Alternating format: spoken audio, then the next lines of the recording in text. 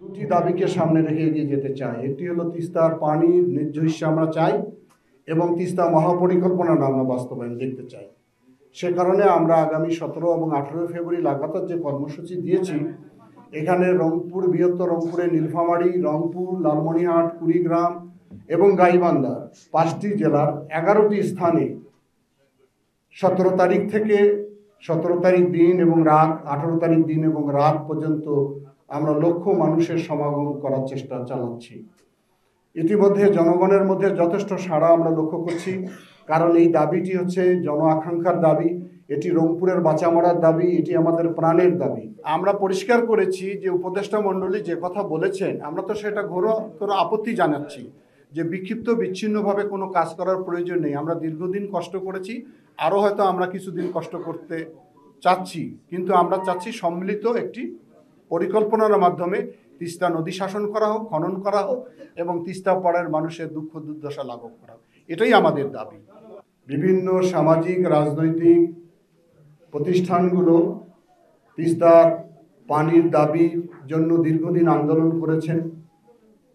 তিস্তা মহাপরিকল্পনা বাস্তবায়নের দাবি উত্থাপিত হয়েছে, কিন্তু পতিত সরকার নতজানু পররাষ্ট্র নীতির কারণে সে এই রংপুর অঞ্চলের মানুষের এই জন আকাঙ্ক্ষার এই দাবিটি প্রতি কোনো গুরুত্ব দেননি।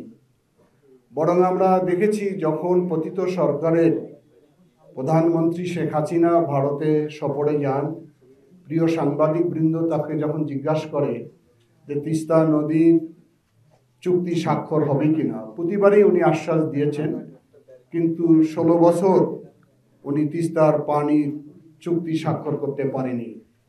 বরং পক্ষান্তরে আমরা যেটা জানি, মোদী সরকার হয়তো বলেছে যে তিস্তার পানি নেবেন না ক্ষমতায় থাকবেন। উনি ক্ষমতাটাকেই প্রাধান্য দিয়েছেন, যার কারণে তিস্তার চুক্তি স্বাক্ষর সম্ভব হয়নি। উনি প্রতিশ্রুতি দিয়েছিলেন জেলা স্কুলের মাঠে যে তিস্তা মহাপরিকল্পনা বাস্তবায়ন করা হবে। এটাও আপনারা জানেন যে আমাদের বন্ধু প্রতিম রাষ্ট্র চীন একটি সমীক্ষা করেছিল 2016 সালে।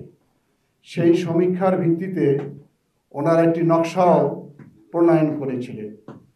সেই নকশার ভিতরে ছিল তিস্তা যে প্রশস্ত হয়েছে 8 থেকে 8.5 কিলোমিটার, এটাকে কমিয়ে ওরা 1.5 কিলোমিটারে নিয়ে আসবেন। 2 দিকে প্রশস্ত রাস্তা তৈরি করবেন, গাইড বাঁধ দিয়ে দিবেন, স্যাটেলাইট শহর করবেন, ইকোনমিক্যাল জোন করবেন, হাউজিং করবেন এবং পর্যটনের ব্যবস্থা করবেন। রংপুরের মানুষ আশাবাদী হয়ে উঠেছিল যে এই প্রকল্পটি যদি বাস্তবায়ন হয়, যে তিস্তা একসময় প্রমত্ত ছিল, বহমান ছিল, পানির অভাবে তিস্তা এখন মরুভূমিতে পরিণত হয়েছে।